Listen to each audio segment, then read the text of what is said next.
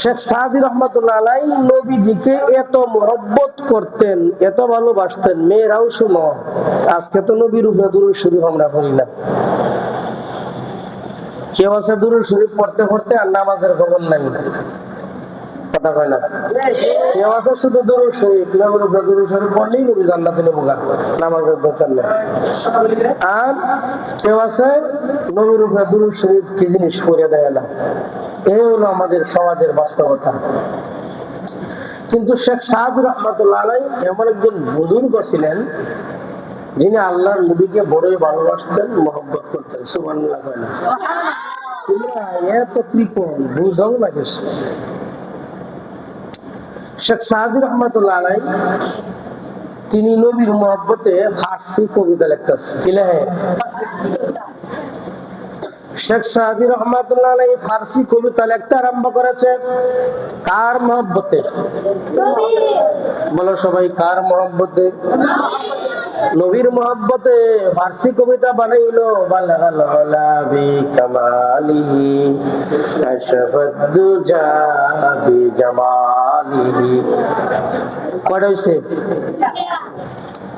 কবিতা লেখার জন্য ছন্দের মিল প্রয়োজন, দুইটা লাইন প্রয়োজন। দুইটা লাইন করে চারটা লাইন দিয়ে কবিতা বানানো যায়। শেখ সাদি রহমাতুল্লাহ আলাইহি তিনি কবিতা বানাইতে আরম্ভ করেছেন।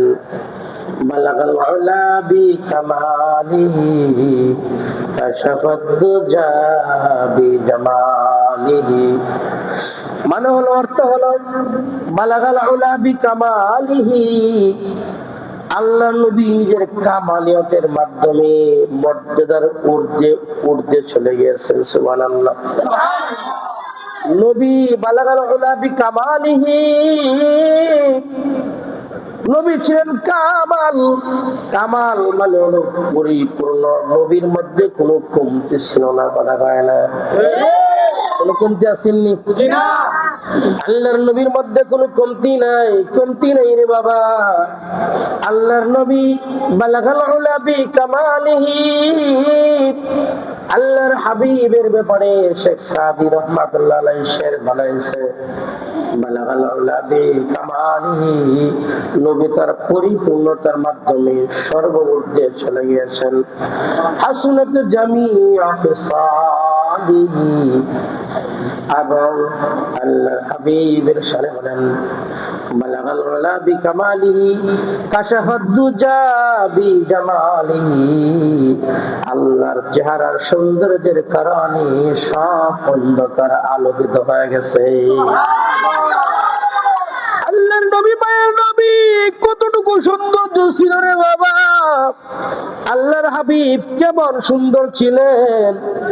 আম্মাজান হযরত আয়েশা রাদিয়াল্লাহু তাআলা আনহা বলেন, আল্লাহর হাবিব যখন তাওয়াজ্জু দিতেন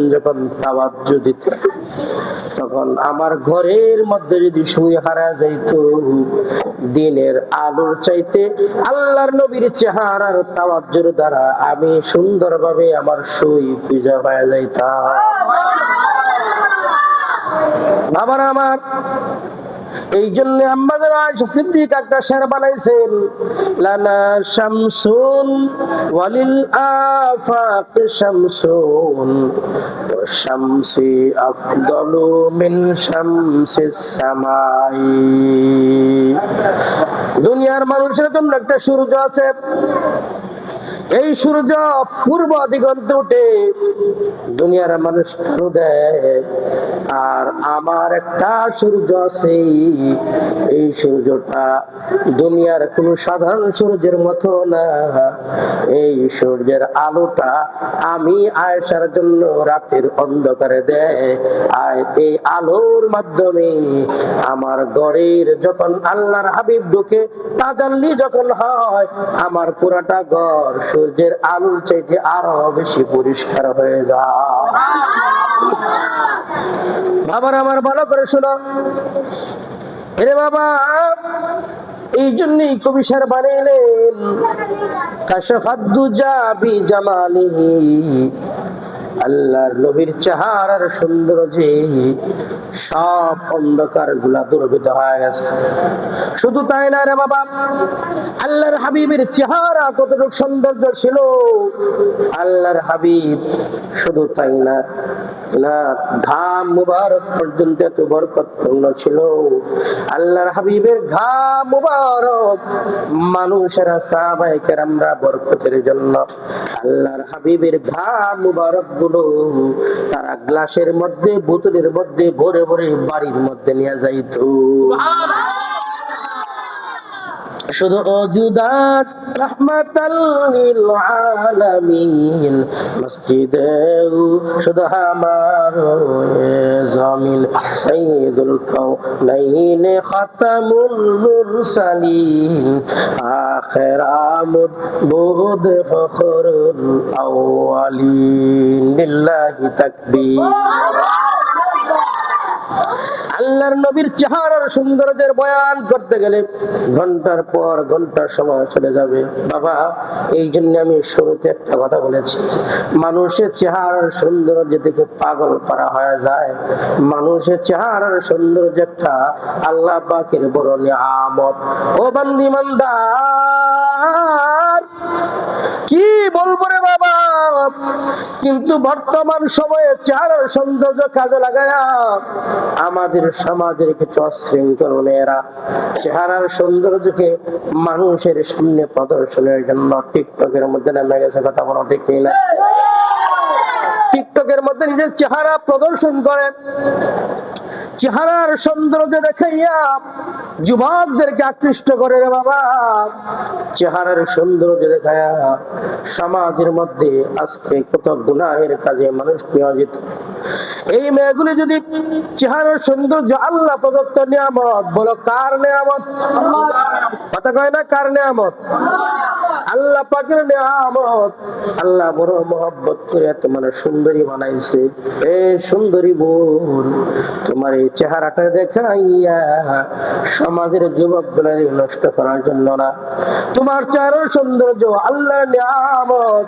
এই চেহারার সৌন্দর্য যদি তুমি ঢেকে রাখতে পারো, আল্লাহর কসম করে বলতে পারি, আল্লাহর ভয় যদি তোমার অন্তরে থাকে, আল্লাহর ভয় যদি তুমি পর্দার আড়ালে চলতে পারো, সাধ্যমতো নামাজ পড়ো, 5 ওয়াক্ত নামাজ পড়ো, স্বামীর খেদমত করো, পর্দা মতো যদি চলো, আল্লাহর হাবিব বলে বান্দা, এই বান্দির জন্য আমি নবীজি সুপারিশ করে তাকে জান্নাতের মেহমান বানায় দেব। আল্লাহর হাবিব আরেকটা হাদিসের মধ্যে বলেছেন, যদি কোনো বান্দা দুইটা জিনিসকে হিফাজত করতে পারে, একটা হলো জবান, আরেকটা হলো বাইনাল ফাখযাইন, দুই রানের চিপার অংশ মানে গুপ্তস্থান, লজ্জাস্থান, দুটা জিনিস যদি কোনো ইমানদার মুত্তাকি হিফাজত করে গ্যারান্টি দেয়, আমি নবীজি তারে জান্নাতে নেওয়ার জন্য সুপারিশের গ্যারান্টি দিয়ে দিলাম। আবার আমার ভালো করে বয়ানটা শোনো। এই জন্য বলেছি গুনাহ করা যাবে না। এ বান্দি মান্দার শেখ সাদি রহমাতুল্লাহ আলাইহি শের বানাইছে, মনে আছে তোমাদের? কি শের বানাইছে?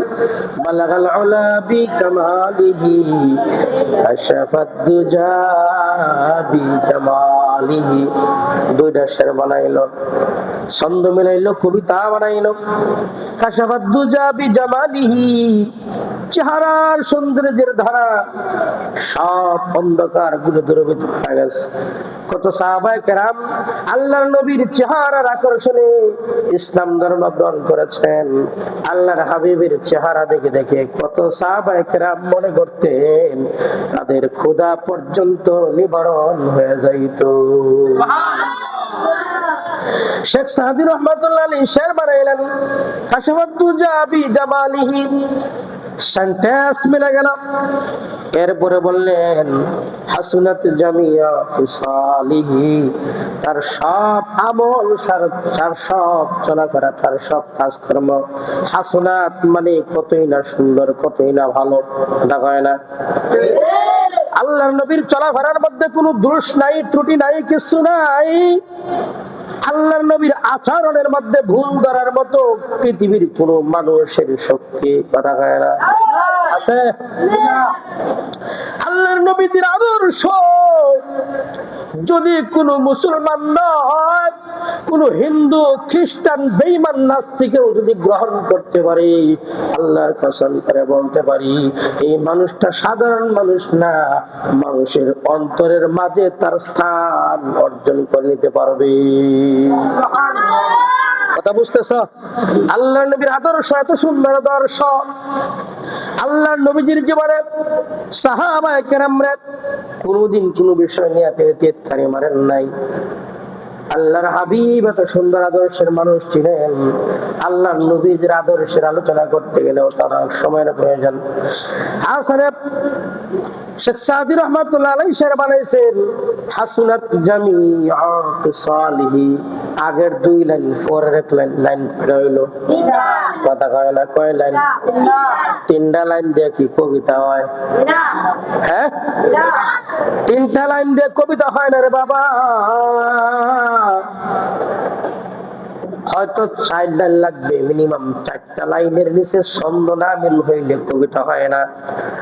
হযরত শেখ সাদি রহমাতুল্লাহ আলাইহি 3টা লাইন বানানোর পর হাসুনাত জামিআ খিসালিহি, এর পরের লাইন কি হবে লাইন খুঁজে পায় না কথা কয় না।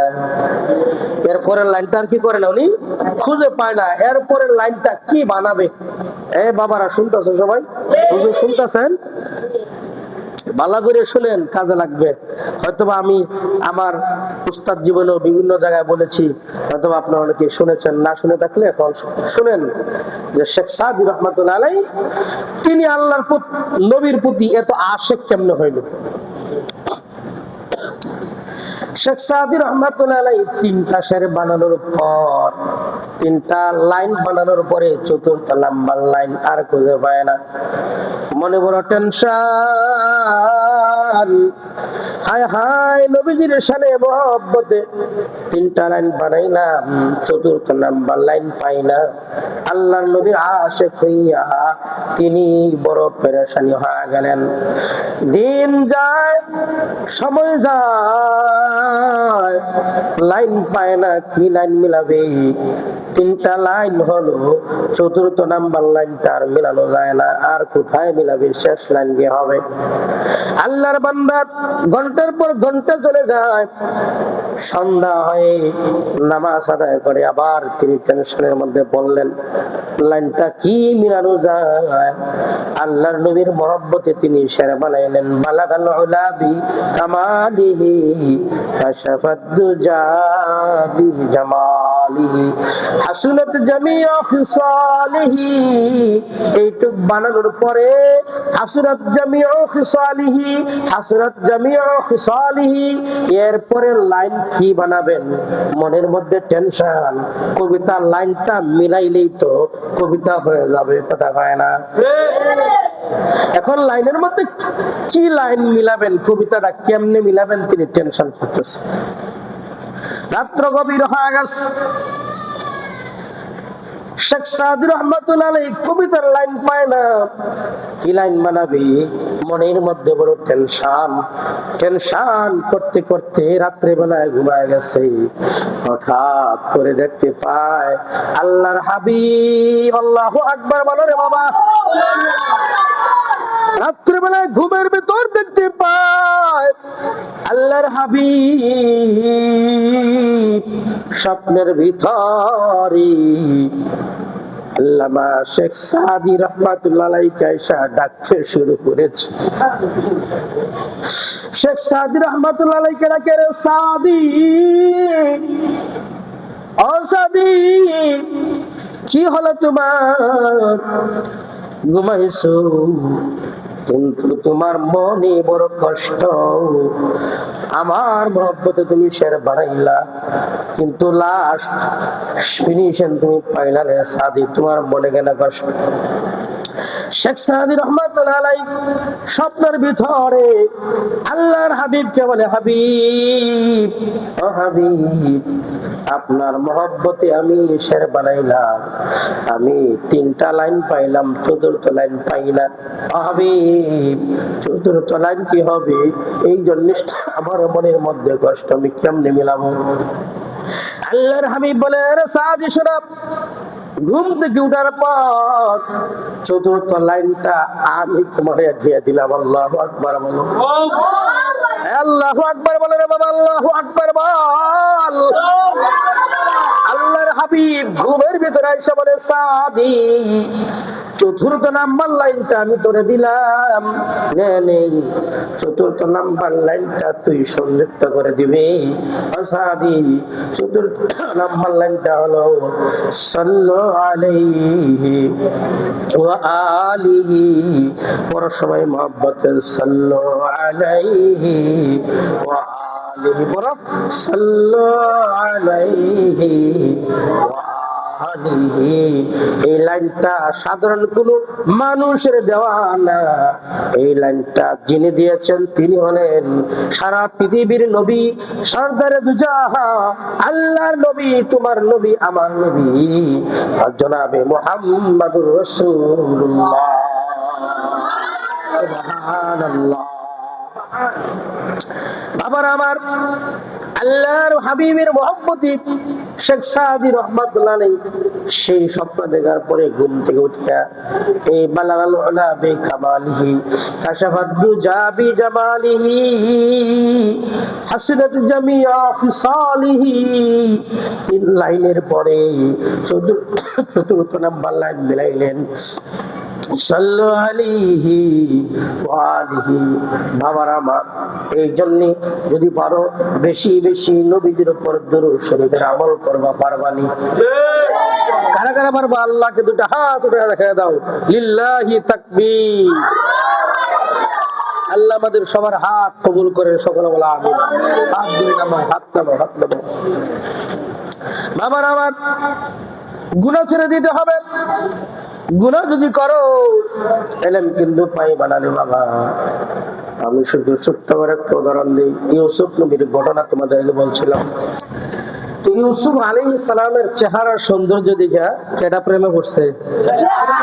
কথা কয় না কেডা? বিবি জুলাইখা আকৃষ্ট হয়ে গেছে। ইউসুফ নবীর এত সুন্দর চেহারা,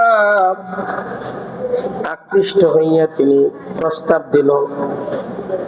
বালা প্রস্তাব দিছে, ঠিক না? প্রস্তাব দিছে যে আপনি আমার মনের চাহিদাকে পূরণ করতে হবে। আর ইউসুফ নবী কেটা ছিল জানো? জুলেখার খাদেম। কথা কয় না? এটা খাদেম বুঝো? কর্মচারী। কর্মচারী হইলে কি হবে? বেটার চেহারা দিকে তো পাগল আছে। যা হোক, অনেক লম্বা কথা, ওই দিকে গেলাম না। অবশেষে ইউসুফ আলাইহিস সালাম তিনি আল্লাহর ভয় দেখাইলেন। কার ভয়? আল্লাহর ভয় দেখাতে শুরু করলেন। আরে জুলাইখা, তোমার স্বামী আছে, আর তোমার স্বামী হলো একজন সমাজের রাজা। এটা সমাজের রাজা, সমাজের বাদশাহ। আমার মতো একজন কর্মচারীকে তুমি যদি প্রেম করো, ভালোবাসো, এটা হয় না, মেনে নেওয়া যায় না। জুলেখা বলে, আমাকে কেউ দেখবে না, আমার স্বামী দেখবে না, কিন্তু তোমার প্রতি আমার মনে মনে আকৃষ্ট। সেটা বলার পর ইউসুফ বারবার তার না করে দিল। এবার বিবি জুলাইখা বুঝলো, না না, এর তো এমনি কাজ হবে না। কথা কয় না? এমনি কাজ হবে না, তারে ফোন দেওয়াটা লাগবে তাকে কাজ করার জন্য। বিবি জুলাইখা একটা না, দুইটা না, প্রায় 7 থেকে 9টা দরজার ভিতরে ডাকছে ইউসুফ নবীরে। সেখানে কেউ নাই। বিবি জুলাইখা খাদেমদেরকে বলে, খাদেমারা বলে দিল, সবগুলি দরজা বন্ধ করে দাও, সবগুলি দরজা সেখানে বলল আর কেউ নাই, এখানে তুমি আর আমি, আজ তোমার কেউ ফিরাইতে পারবে না। হযরত ইউসুফ আলাইহিস সালাম বললেন না না, এটা সম্ভব নয়, কারণ তোমার স্বামী আমার আশ্রয় দিয়ে বড় করছে, কাজেই তোমার খেয়ালত আমি করতে পারবো না। কোনো কথাই শুনে না। অবশ্যই বললো আল্লাহকে ভয় করো, তাও শুনে না, কারণ বড় পাগল হয়ে গেছে। অবশ্যই ইউসুফ আলাইহিস সালাম আল্লাহু আকবার বলে দরজার দিকে যখন দৌড় দিল, তাফসীরের মধ্যে লেখা হয় এক একটা দরজা অটোমেটিক একের পরে খুলে যাইতে আরম্ভ করলো। মানুষে খুলছে নি, কথা কয় না, মানুষে খুলছে, অটোমেটিক খুলতে লাগলো রে বাবা।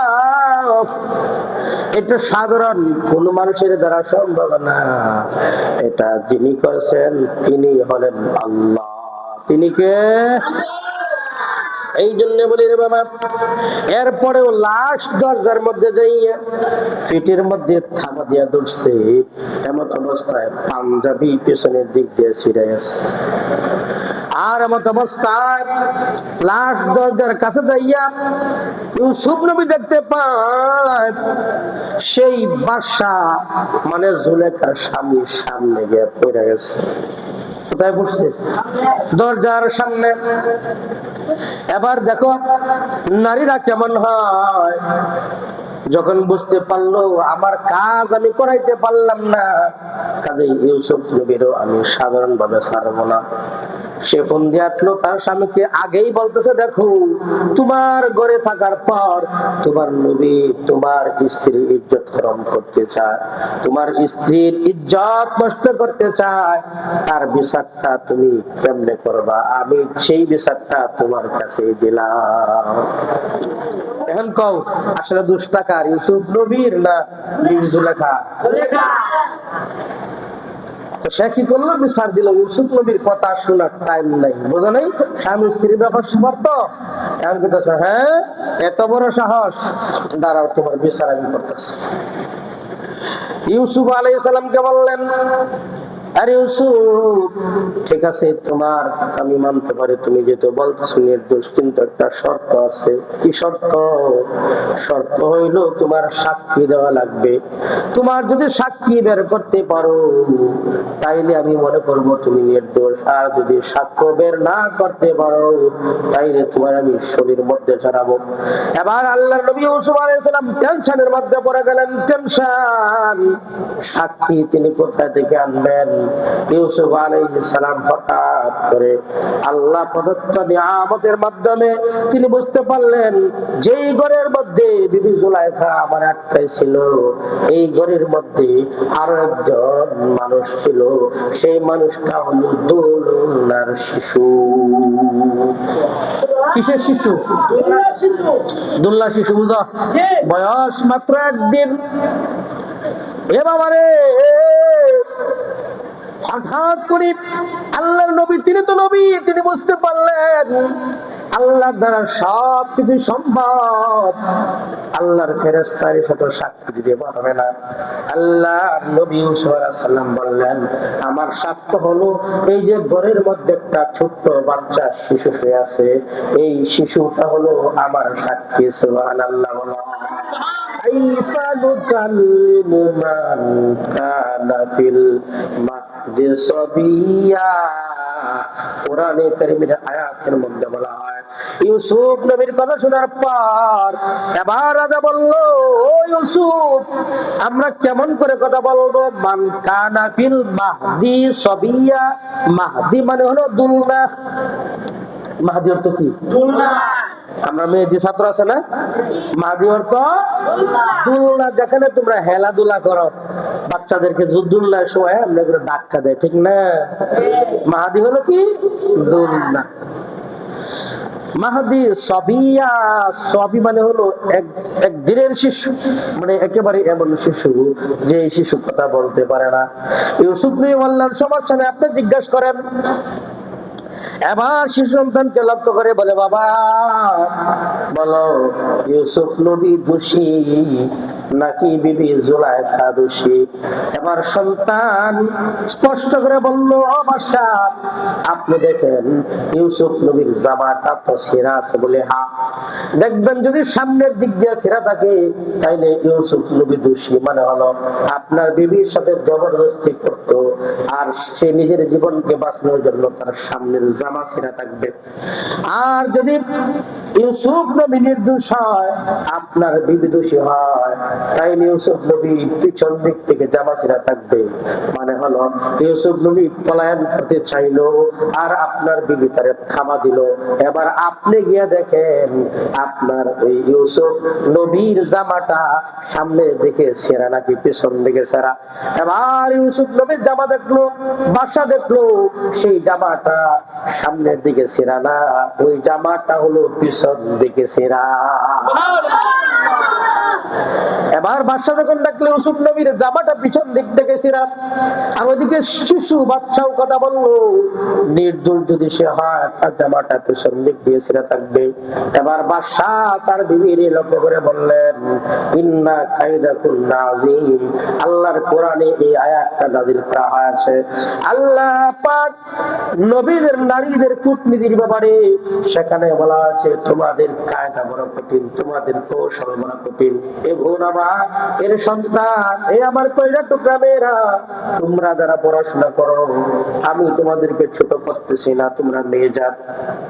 তবে এতটুকু বলবো, সাবধান, বড় হওয়ার পর তোমরা কোনোদিন এমন অশালীন কিছু করবে না।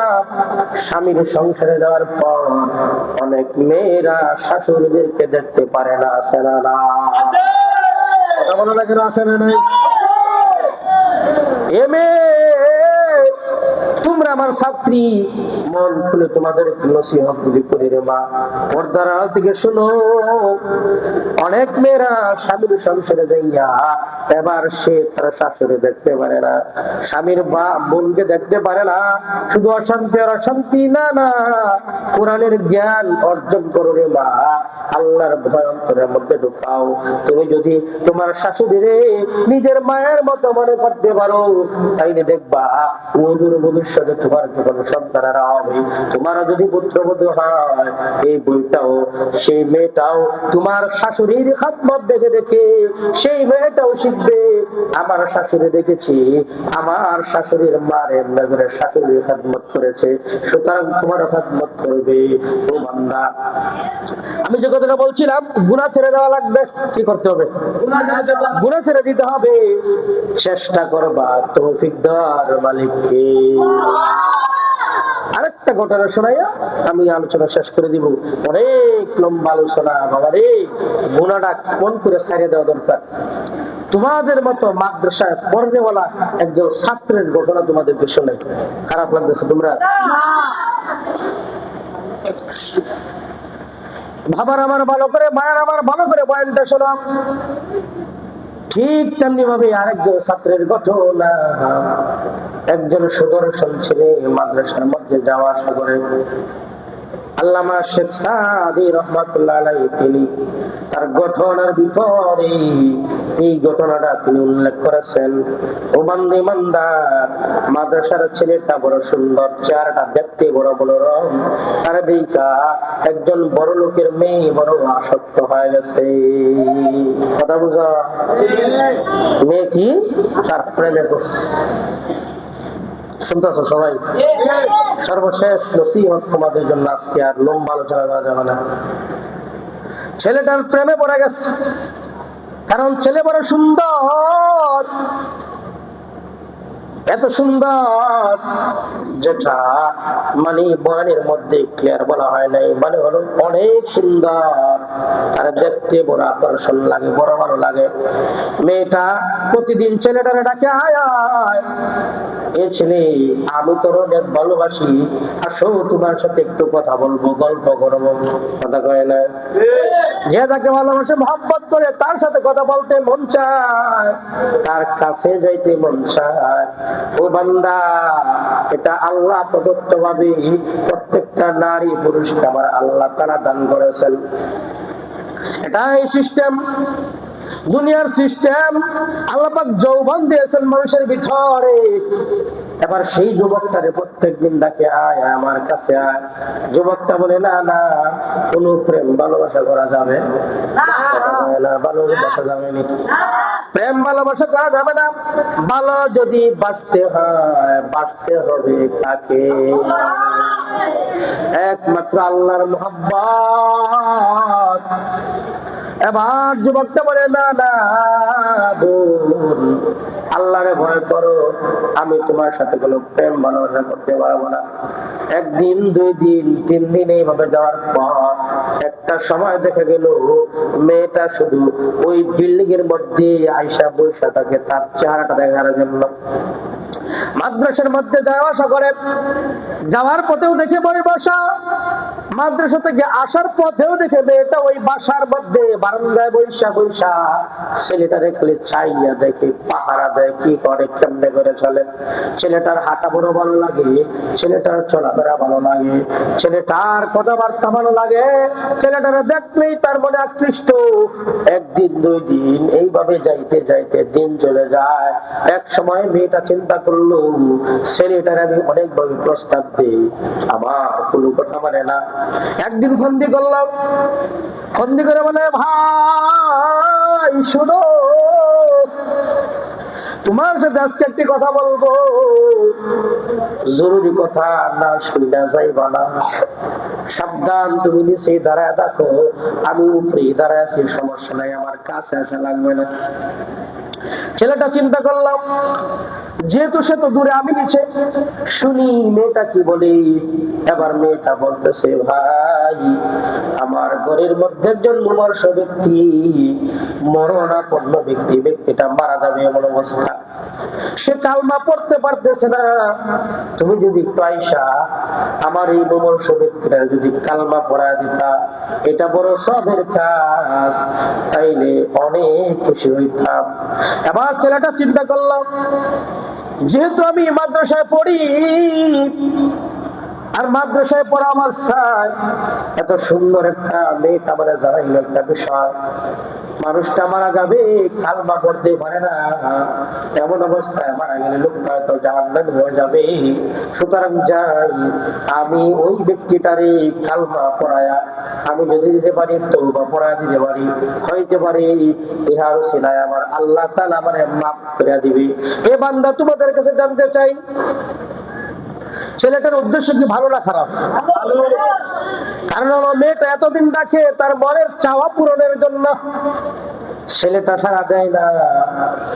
কিন্তু ওইদিকে মেয়েটার ঘরের মধ্যে আসলে কোনো রোগী বলতে কেউ নাই, এটা তার মনের একটা কৌশল, মনের ফন্দি।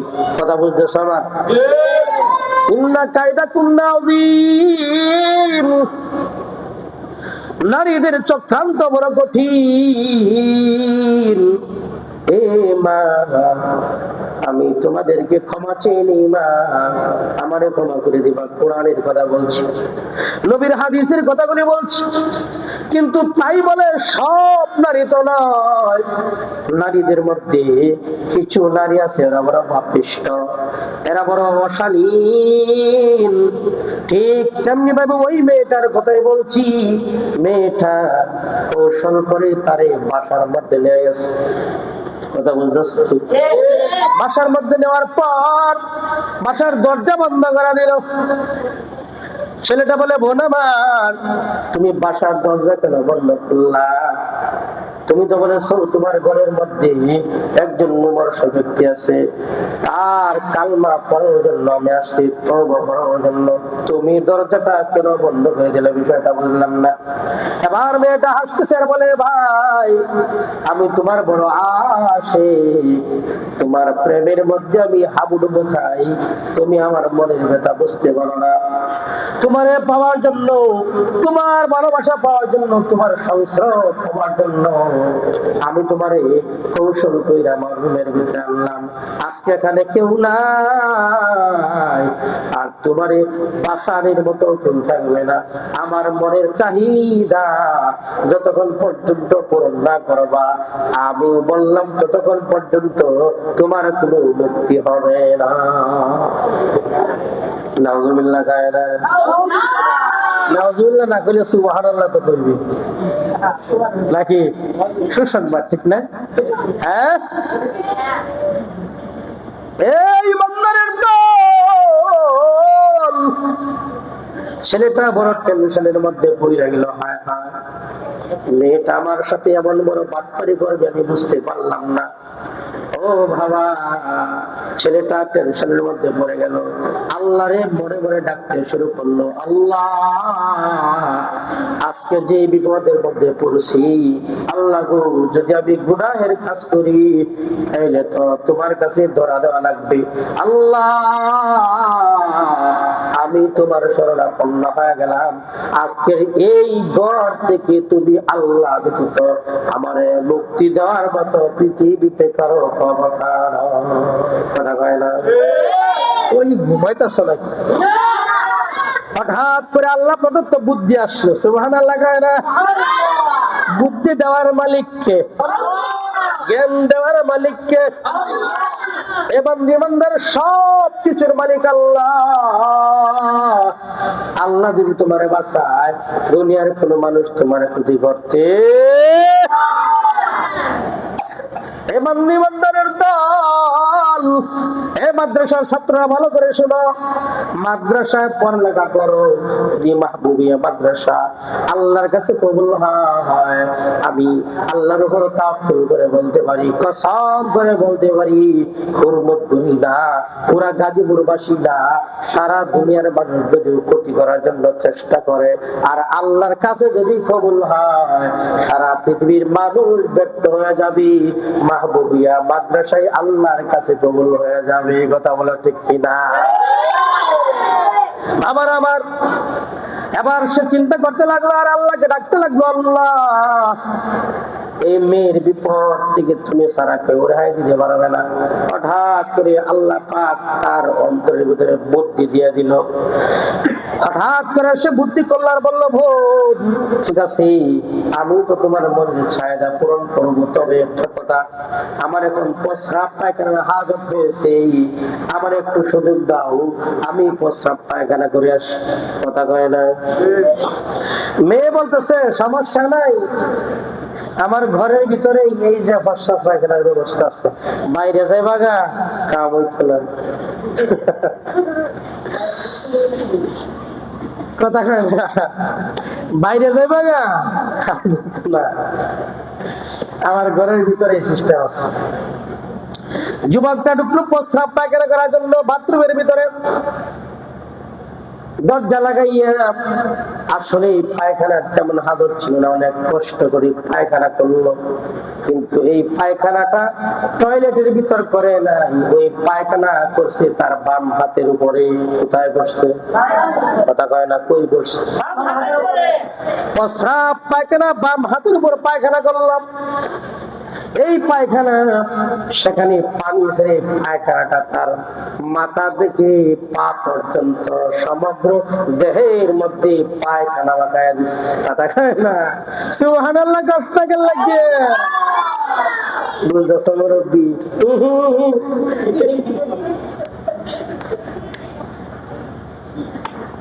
প্রস্রাব পায়খানা মাথা থেকে পা পর্যন্ত লাগাইছে। লাগাইয়া দরজা এবার খুলে আসছে রুমের মধ্যে। আসার পর মেয়েটা যখন দেখলো, হায় হায় পাগলে করলো কি, মাথা থেকে পা পর্যন্ত পায়খানা লাগাইছে।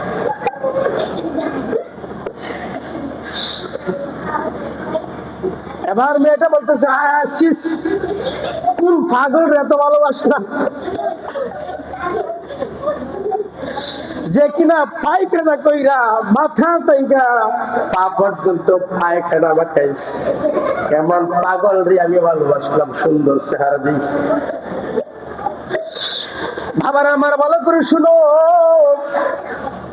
মেয়েটা আবার দরজা খুলে দিল, বললো যাও জলদি করে আমার রুম থেকে বাইরে হয়ে যা, তোর মতো পাগলের সাথে অন্তত আমার সম্পর্ক নেই। ও বান্দি বান্দা, পায়খানাটা মানুষের জন্য মাখাই নাই, একজনের মহব্বতের মাখাইছেন। সেই মহব্বতের মানুষটার নাম কি? কথা কয় না, মহব্বতের মানুষের নাম কি? এবার যুবকটা রাস্তা থেকে বের হইয়া পাশে পুকুরের মধ্যে গোসল কইরা এই জামাটা এবার সুন্দর করে লাইরা দিচ্ছেন রোদ্রের মধ্যে শুকানোর জন্য। রোদ্রে শুকানোর পর একটু বিলম্বে যাইয়া মাদ্রাসায় হাজির হয়েছে। হুজুররা পেরেশানির মধ্যে পড়ে গেলাম। যেই ছাত্রটা নিয়মিত ক্লাসে আসে, হঠাৎ করে কি হলো, সে কেন ক্লাসে আসে না? অনেক বিলম্ব করে সেই মাদ্রাসার মধ্যে ছাত্র ঢুকছে। ও বান্দি বান্দা, মাদ্রাসায় ঢুকছে ঠিক আছে, মুহূর্তের মধ্যে দেখতে পাইল সারা মাদ্রাসার ভিতরে মেশকে আম্বরের সুগ্রানের মতো সুগ্রান ছড়াইতে লাগলো। এত সুন্দর আতরের সুগ্রান কোথা থেকে আসে? খুঁজতে খুঁজতে খুঁজতে দেখলো ওই ছেলেটার জামা গুলো তাইকা আতরের সুগ্রান আসতেছে। হুজুররা বলতে লাগলো, এ বাবা, এত সুন্দর আতরের সুগ্রান জীবনে কোনোদিন ঘ্রাণ নেই নাই, এত সুন্দর আতর মনে হয় জান্নাতি আতর। এ বাবা, আমাদেরকে একটু আতর দাও। ছেলে বলে, হুজুর না না, আসলে আমার গায়ের মধ্যে কোনো আতর লাগাই নাই, আমি একজন গরিবের সন্তান, আমি আতর কোথায় থেকে পাবো? হুজুর বলে, না না, অবশ্যই কোনো কারণ তো আছে, না হয় তোমার জামা থেকে এত সুঘ্রাণ কোথায় থেকে আসে? এবার চাটা বলতেছে, হুজুর আসলে আমার জামার মধ্যে কোনো আতর বলতে কিছু লাগাই নাই, তবে আমার একটা ঘটনা আপনাদেরকে বলি। ও হুজুর, আমি প্রতিদিন মাদ্রাসার মধ্যে আসি, আসা যাওয়া করি, আর মেয়েটা আমার জন্য বড় পাগল করা হয়ে গেছে। আমার আজকে কৌশল করে রুমের ভিতরে নিয়ে গেছিল। আল্লাহর ভয় আমি সেখান থেকে বাঁচার জন্য আমার মাথা থেকে পা পর্যন্ত আমি পায়খানা মাখাইছি। এরপর এটা রোদ্রে দিলাম, শুকাইলাম, মাদ্রাসায় আসলাম।